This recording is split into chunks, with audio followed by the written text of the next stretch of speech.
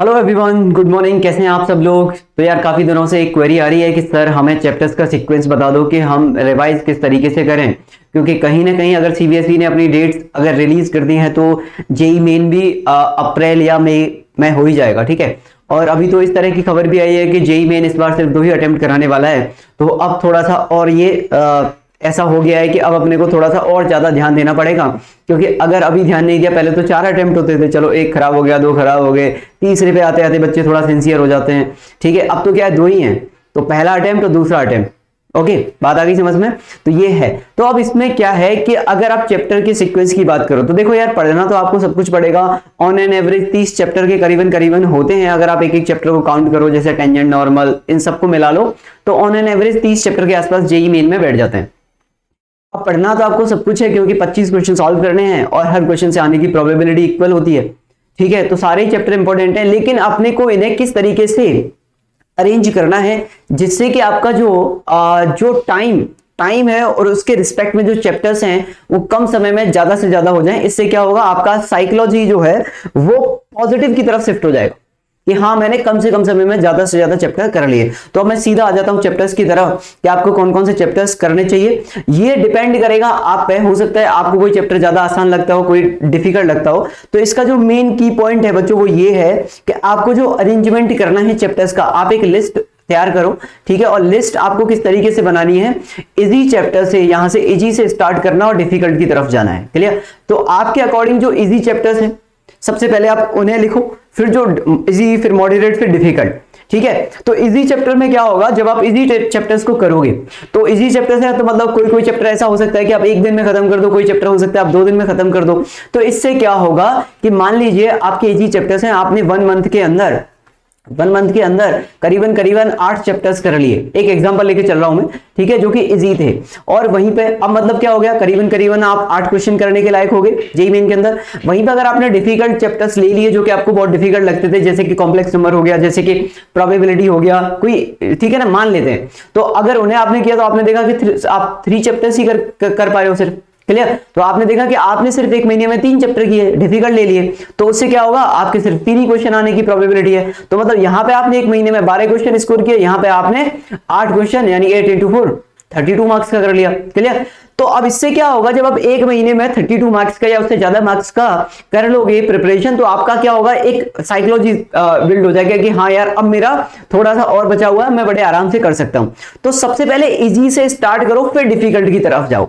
अपने according list बना लो। अगर आपको लग रहा है कि सर मैं अपने अकॉर्डिंग लिस्ट नहीं बना सकता हूं, मुझे थोड़ी सी दिक्कत है, आप ही बता दो कैसे करना है, तो उसके लिए हम चलते हैं अब सीक्वेंस पे। तो यहां पर है मेरे पास, सबसे पहले मैंने इजी चैप्टर्स रखे हैं, फिर मॉडरेट चैप्टर, फिर डिफिकल्ट चैप्टर। ये मैंने according to number of student रखा है कि बहुत सारे बच्चों को कौन कौन से चैप्टर इजी लगते हैं, on the basis of my experience and बच्चों से जो फीडबैक आते हैं थ्रू आउट द ईयर उसको लेके। तो अगर मैं इजी चैप्टर्स की बात करूं बच्चों, तो सबसे पहले अगर इजी चैप्टर आता है तो क्वाड्रेटिक इक्वेशन ज्यादातर इजी है, इसके अंदर कुछ है नहीं। अगर कुछ है थोड़ा बहुत डिफिकल्ट तो वो एक ही चैप्टर है इसके अंदर, और वो है आपका क्वाड्रेटिक के अंदर एक ही टॉपिक है जो आपका लोकेशन ऑफ रूट है। और उसमें भी अगर आपको एक बार समझ में आ गया तो कुछ ज्यादा बचेगा नहीं। तो मैंने क्वाड्रेटिक इक्वेशन को रखा है, आप इसको कर सकते हो, और इसे करने में हार्डली 2 दिन लगेंगे आपको। क्लियर। बाकी सारी चीजें सिंपल हैं, sum of roots, relation between roots, ठीक है। आपको बस एक ही टॉपिक मिलेगा, लोकेशन ऑफ रूट, उस पर थोड़ा सा ध्यान देना, वो मोस्ट इंपॉर्टेंट है। सीक्वेंस एंड सीरीज की बात करूं तो यार ये भी बहुत इजी चैप्टर्स है। ये भी आपका हार्डली 1 या 2 दिन में कंप्लीट हो जाएगा अगर आपने पहले अच्छे से पढ़ा है तो। हो सकता है किसी बच्चे ने नहीं पढ़ा तो उसको डिफिकल्ट लग सकता है, तो वो इसको यहां से निकाल दे, इसकी जगह पे कोई और रख ले। मैं तो एवरेज ऑफ स्टूडेंट को लेके बात कर रहा हूं। ट्रिग्नोमेट्रिक रेशियो एंड आइडेंटिटी एक ऐसा चैप्टर है ये जो कि ज्यादातर चैप्टर्स में यूज होता ही रहता है। ये तो एक टूल की तरह काम करता है। आपका डिफरेंशिएशन में इसका यूज होता है, आपका इंटीग्रेशन में इसका यूज होता है। क्लियर। तो ये तो एक टूल की तरह है, ये तो हर बच्चे को आना ही चाहिए, तो इसमें तो कोई वो है ही नहीं। मैथमेटिकल रीजनिंग जेईई मेन का टॉपिक है, स्पेशली बहुत आसान है, आप इसको तो सिर्फ 2 घंटे में कर सकते हो मैक्सिमम। स्टैटिस्टिक्स आप लोगों ने 10th क्लास में पहले पढ़ा हुआ है, इसको करने में मेरे ख्याल से आपको 1.5 से 2 घंटा लगेगा। हाइट एंड डिस्टेंस आप लोगों ने 10th क्लास में पढ़ा है, वही आता है, सिर्फ उसी तरीके के क्वेश्चन है। तो आपको सिर्फ 20 to 30 क्वेश्चंस की प्रैक्टिस करनी है। आप ये करोगे तो ये भी आपका इजीली हो जाएगा। तो मतलब देखो, एक क्वेश्चन यहां से आएगा, एक क्वेश्चन यहां से आएगा, कम से कम एक क्वेश्चन यहां से आएगा। मैथमेटिकल रीजनिंग से जेईई मेन में आता है, स्टैटिस्टिक्स से जेईई मेन में आता है, हाइट एंड डिस्टेंस से जेईई मेन में आता है। तो ये 3 चैप्टर तो अगर आपने एक दिन लगाया तो एक दिन में हो जाएंगे। ये 3 चैप्टर करने में आपको 5 आवर्स लगेंगे मैक्सिमम। मैथमेटिकल रीजनिंग, स्टैटिस्टिक्स और हाइट एंड डिस्टेंस। मैट्रिसेस भी सिंपल है, थ्योरेटिकल है, बहुत ज्यादा न्यूमेरिकल बेस्ड क्वेश्चन, आप इसमें बहुत ज्यादा डिफिकल्ट पे जाते नहीं है जेईई मेन वाले। डिटर्मिनेंट भी बहुत आसान है, क्लियर। पिछली बार तो मैंने कई ऐसे क्वेश्चन देखे जिसमें कि मेरी डायरेक्ट बीएसनेस लगा के आप सीधे सीधे एक लाइन में आंसर निकाल सकते थे डिटर्मिनेंट के अंदर। तो ये सब आपके कैसे हो गए, इजी चैप्टर्स हो गए बच्चों, क्लियर। इनको आप बड़े आराम से कर सकते हो, क्लियर है भाई।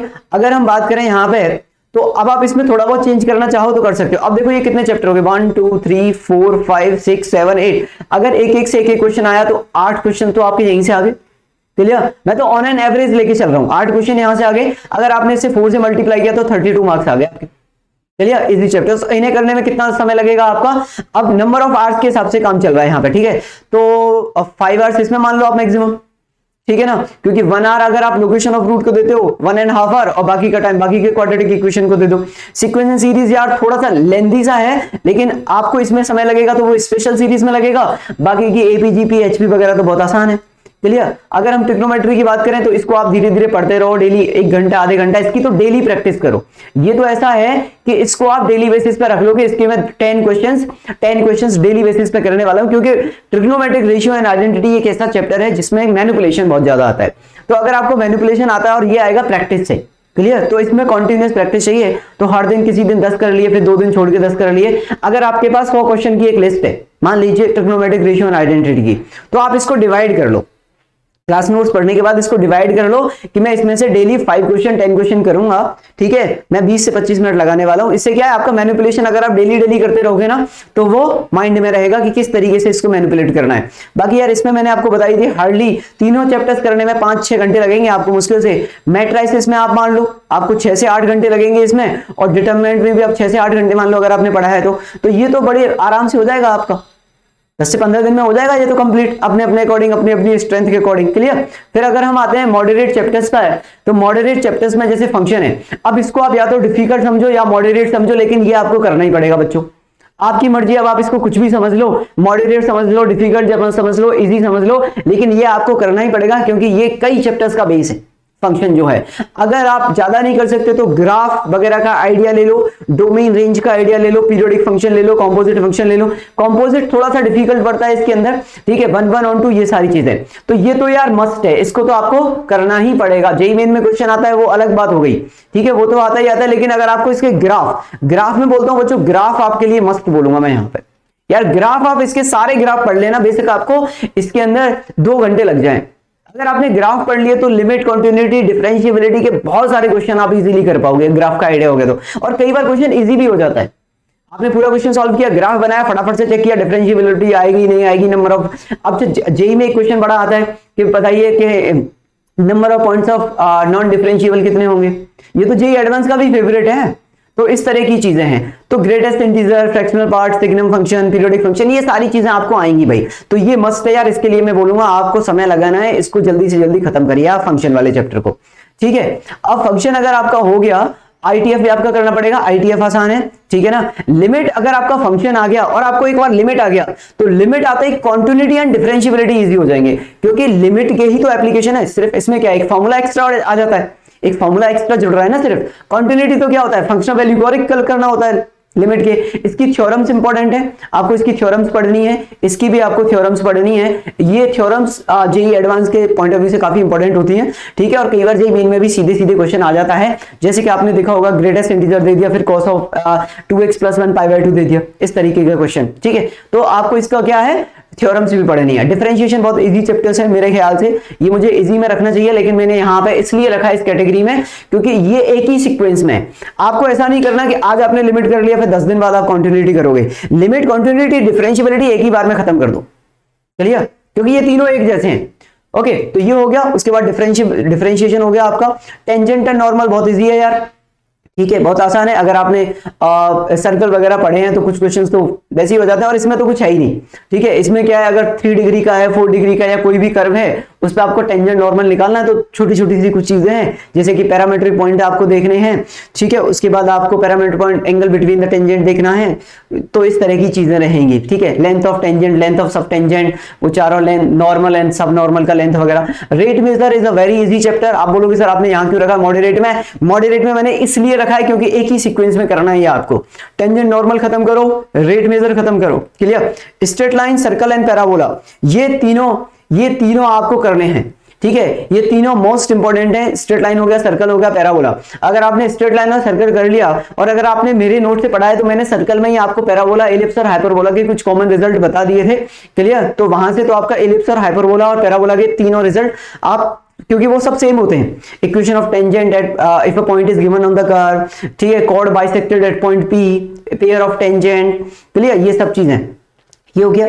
ट्रिग्नोमेट्रिक इक्वेशन, अगर आप इसमें थोड़ा बहुत ध्यान रखना पड़ता है अपने को, टाइप है, कैटेगरी वाइज है, तो कि इस कैटेगरी को क्या करेंगे, 10 आएगा तो हमेशा चेक करेंगे। ठीक है, जर्नल सॉल्यूशन आपको थोड़ा याद रखने पड़ेंगे, तो याद रखने की वजह से मैंने इसको मॉडरेट कैटेगरी में रखा है। जैसा मैंने पहले बोला कि आप चाहो तो ऊपर नीचे सीक्वेंस कर सकते हो, क्लियर, ये हो गया। इसके बाद अब ये मैंने तीनों यहां पे ले लिए हैं पहले करने के लिए, फिर एलिप्स और हाइपरबोला बाद में लिए हैं, क्योंकि अगर आपको एक बार सर्कल समझ में आ गया और एलिप्स समझ में आ गया, अगर एलिप्स और हाइपरबोला के ज्यादातर रिजल्ट तो आप बी और माइनस बी को रिप्लेस करके ही निकाल सकते हो, बी स्क्वायर की जगह माइनस बी स्क्वायर रख के, क्लियर। वेक्टर आपका, वेक्टर और 3D आपस में रिलेटेड है।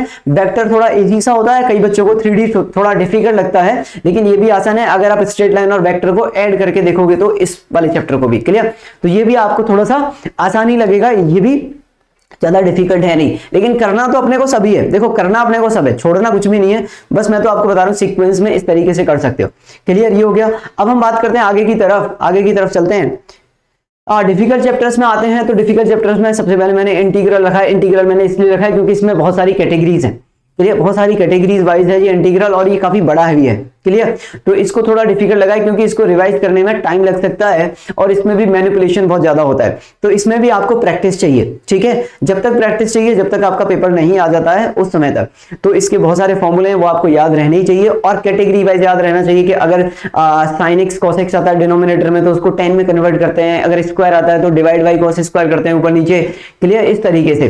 ठीक है, अगर quadratic upon linear upon quadratic आता है तो कैसे सॉल्व करेंगे, ऊपर ट्रिग्नोमेट्रिक फंक्शन है, नीचे भी ट्रिग्नोमेट्रिक फंक्शन है, तो कैसे करेंगे। तो ये सारी कैटेगरी वाइज है, ठीक है, कैटेगराइज किया हुआ है पूरा। और अगर आपने नहीं पढ़ा है तो मैं क्रैश कोर्स में ये सब कराने वाला हूं, आप क्रैश कोर्स को फॉलो कर लेना, एक एक चीज, एक एक पॉइंट पढ़ाने वाला हूं वहां पे, क्लियर।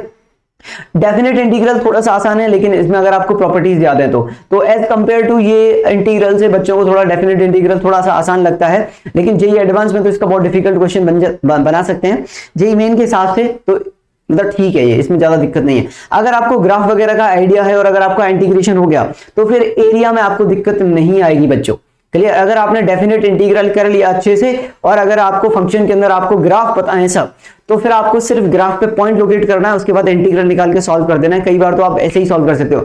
डिफरेंशियल इक्वेशन जो है उसमें आपको ये पता करना है कि कौन सा डिफरेंशियल इक्वेशन किस फॉर्म का है, ठीक है। अगर आपने ये आइडेंटिफाई कर लिया कि ये एलडी है, लीनियर डिफरेंशियल इक्वेशन है, ये बर्नौलीज इक्वेशन बन रहा है, या फिर ये होमोजीनियस डिफरेंशियल इक्वेशन है, variable to reducible to variable separable है, अगर ये सब आपने आइडेंटिफाई कर लिया तो फिर इसमें कुछ बचेगा नहीं। फिर मैंने यहाँ पे लास्ट में मोनोटोनिसिटी और मैक्सिमा मिनिमा को रखा है क्योंकि इस पे काफी अच्छे क्वेश्चन बन जाते हैं, क्लियर। इस पे काफी गुड क्वालिटी के क्वेश्चंस अगर बनाते हैं तो इन दोनों चैप्टर्स पे अच्छे बन सकते हैं, क्लियर। लेकिन इसमें भी क्या है, आपको फंक्शन का आइडिया होगा तो आप अच्छी क्वालिटी के क्वेश्चन को भी इजीली कर पाओगे, ठीक है। तो फंक्शन इसीलिए मैंने वहां पे रख लिया है कि वो मस्ट है, वो आना चाहिए आपको, ठीक है ना भाई। तो ये मोनोटोनिसिटी एंड मैक्सिमा मिनिमा हो गया। अच्छा, Rolle's theorem and LMVT, Lagrange's mean value theorem, इस पे भी बहुत अच्छा क्वेश्चन बनता है। कई बार तो बच्चे को समझ में ही नहीं आता कि ये एलएमबीटी का या रोलीज थ्योरम का है, मतलब वो क्वेश्चन ही पढ़ता है, उसको समझ में नहीं आता कैसे करेंगे क्वेश्चन। तो इसको लास्ट में देखो, अगर आपको क्वेश्चन समझ में आ जाता है तो अच्छी बात है, अगर नहीं आता है, अगर आपका पढ़ा हुआ क्वेश्चन नहीं है तो आप इसको बाद में रख सकते हो और छोड़ भी सकते हो, ठीक है, जेईई मेन के हिसाब से। ठीक है, सबसे लास्ट में रखो। पीएनसी जो होता है वो है तो बहुत इंटरेस्टिंग, लेकिन उसकी लैंग्वेज ऐसी आती है कि बच्चे कंफ्यूज हो जाते हैं। ये प्रोबेबिलिटी और पीएनसी दोनों के लिए लागू होता है। ठीक है, प्रोबेबिलिटी का क्वेश्चन का लैंग्वेज ऐसा आएगा कि आप कंफ्यूज हो जाओगे, आपको समझ में नहीं आएगा, तो इसको सबसे लास्ट में रखो आप प्रोबेबिलिटी को, कि अगर आपको पढ़ के समझ में आ गया कैसे करना है तो ठीक है, अदरवाइज सबसे लास्ट में अटेम्प्ट करेंगे। क्लियर? क्योंकि 70% बच्चे ज्यादातर है इसी तरह से सोच रखते हैं कि यार इसको करेंगे हम बाद में, ओके, ये बाद में रख दिया। अगर आपका पढ़ा हुआ है तो आप कर दो, अच्छी बात, ओके। क्योंकि अगर देखो, अगर आपने प्रोबेबिलिटी का क्वेश्चन छोड़ दिया तो चलेगा, लेकिन अगर आपने क्वाड्रेटिक का छोड़ दिया, क्योंकि क्वाड्रेटिक के क्वेश्चन को ज्यादातर बच्चे अटेम्प्ट करके आएंगे। ठीक है, समझ रहे हो बात को? तो आप क्या इसको समझो, इस बात को। क्लियर? कॉम्प्लेक्स नंबर थोड़ा लेंदी है, अपने आप में बड़ा है, अगर इसकी ज्योमेट्रिकल प्रॉब्लम आती है तो वो काफी अच्छे बन जाते हैं। बाकी कुछ चीजें इसमें भी यही रहता है कि बच्चों को थोड़ा कंफ्यूजन रहता है। तो ये आप इस तरीके से, अगर आपको आता है तो बहुत अच्छी बात है, अगर आपके कमांड डेस्क पे है तो वेल एंड गुड, फिर तो कोई दिक्कत ही नहीं है। तो जिसका कमांड है उसके लिए तो कोई दिक्कत है ही नहीं। बाकी अगर आपको ये है कि नहीं, अगर सीक्वेंस ही रखना है तो आप इस तरीके से रख सकते हो बच्चों। तो ये था अपना सीक्वेंस, जिसमें मैंने इजी चैप्टर्स, डिफिकल्ट चैप्टर्स और मॉडरेट चैप्टर्स बताए हैं। ठीक है, लेकिन आप जैसे भी रखो, इजी चैप्टर से स्टार्ट करना और फिर डिफिकल्ट की तरफ जाना। क्लियर है भाई? ओके, चलिए सब ये हो गया आपका। तो ये था आपका। अगर आपको लगता है कि आपने कोई चैप्टर नहीं पढ़ा है तो मैं क्रैश कोर्स को प्रीमियर करने वाला हूँ, क्रैश कोर्स है मेरा, आप उस क्रैश कोर्स को जाके देखो अच्छी तरीके से। मैं आपको बता रहा हूँ, सच में पहले अटेम्प्ट में आपको लग जाएगा कि सर ने बहुत सही किया है। ठीक है, बाकी के लेक्चर्स भी धीरे धीरे अपलोड होना स्टार्ट हो जाएंगे हम। ठीक है, पैराबोला, जैसे अभी पैराबोला रह गया तो पैराबोला आप कंटिन्यू करेंगे हम, फिर उसके बाद पैराबोला के बाद फिर सीधे जाएंगे बाकी के चैप्टर्स पे। Okay, straight line, circle, parabola ये हो गया है। फिर इसके बाद मैं मूव करूंगा कैलकुलस की तरफ, फंक्शन, लिमिट, कॉन्टिन्यूटी, ये सारे चैप्टर्स। तो अगर आप क्रैश कोर्स को भी फॉलो कर लेते हो तो भी आपका काम चल जाएगा। अदरवाइज अगर आप जो कर रहे हो वो करते हो तो ठीक है। तो इसी तरह के इन्फॉर्मेटिव वीडियोस के लिए आप मेरे इस चैनल को सब्सक्राइब जरूर कर लेना, ताकि आगे भी एग्जाम से रिलेटेड जो भी इंपॉर्टेंट चीजें वो मैं लेके आते रहूंगा, क्रैश कोर्स लेके आ ही रहा हूँ। ठीक है, बाकी की और भी सारी चीजें हैं जो हम लेके आते रहेंगे। अगर आपको कोई भी डाउट है किसी भी तरह का तो आप कमेंट कर सकते हो वीडियो के नीचे। मेरा टेलीग्राम चैनल होगा इसके डिस्क्रिप्शन में, इसको जाके ज्वाइन कर लेना। ठीक है, okay, all the best, bye bye.